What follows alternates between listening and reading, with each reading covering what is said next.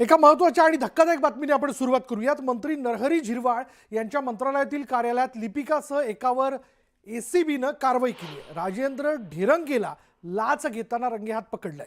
ही कारवाई रात्री उशिरापर्यंत सुरू होती। एका औषध दुकानदारावर कारवाई करून परवाना निलंबित करण्यात आलेला होता आणि तो पुन्हा मिळावा यासाठी ढेरंग यांनी संबंधित दुकान मालकाकडे 50,000ची मागणी केली होती। त्यातील 35,000 रुपये स्वीकारताना ढेरंग याला पकडण्यात आलं।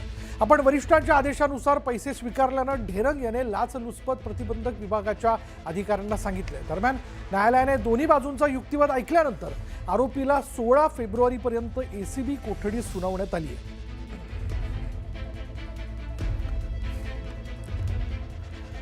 राज्याचे अन्न आणि औषध प्रशासन मंत्री नरहरी झिरवाळ यांच्या मंत्रालयातील कार्यालयात एसीबीनं छापा टाकत 2 कर्मचाऱ्यांना ताब्यात घेतलं आणि या कारवाईनंतर आता मंत्री नरहरी झिरवाळ यांनी या संपूर्ण प्रकरणावर आपली भूमिका स्पष्ट मांडलेली आहे। जी घटना घडली ती अत्यंत चुकीची आणि असं व्हायला नको होतं।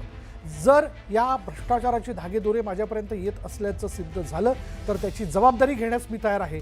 या प्रकरणाशी माझा थेट संबंध असल्याचं सिद्ध झाल्यास मी राजीनामा देईन असं त्यांनी सांगितलं।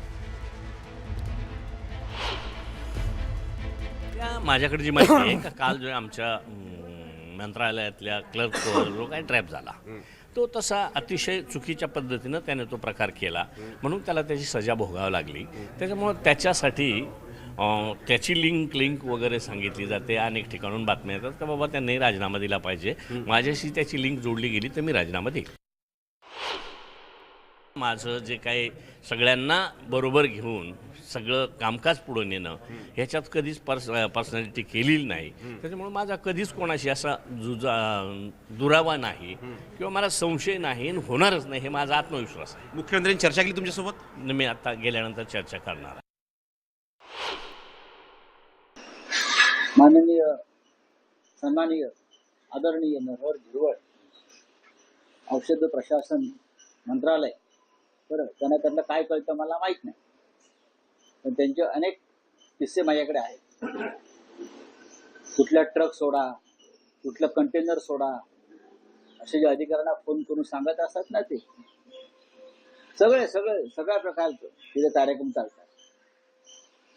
त्याच्यामुळे जे पकडलेले आहेत ते फार किरकोळ लोक आहेत। अँटी करप्शननं त्यांच्या सूत्रधारापर्यंत पोहोचलं पाहिजे एवढंच मी सांगेन। झिरवाळांच्या कॅबिनमध्ये काल जेव्हा एका क्लर्कला पकडलं गेलं त्याच्यावर जी रेड झाली त्याचं समर्थन कोणी करणार नाही, परंतु असे जर प्रकार घडत असतील तर निश्चितच आता मंत्रालय सुद्धा लाचेपासून सुरक्षित नाही असा त्याचा अर्थ होतो। म्हणून आम्ही तर सांगेन की अशा सर्व जे काही असे कर्मचारी असतील ज्यांच्याबद्दल थोडी शंका असेल अशा कर्मचाऱ्याला मंत्रालयातून आता बाहेर फेकलं पाहिजे। काँग्रेस नेत्या माजी मंत्री यशोमती ठाकूर यांनी मंत्री झिरवाळ यांना बदनाम करण्याचं भाजपचं षडयंत्र असू शकतं असा खळबळजनक दावा केला आहे।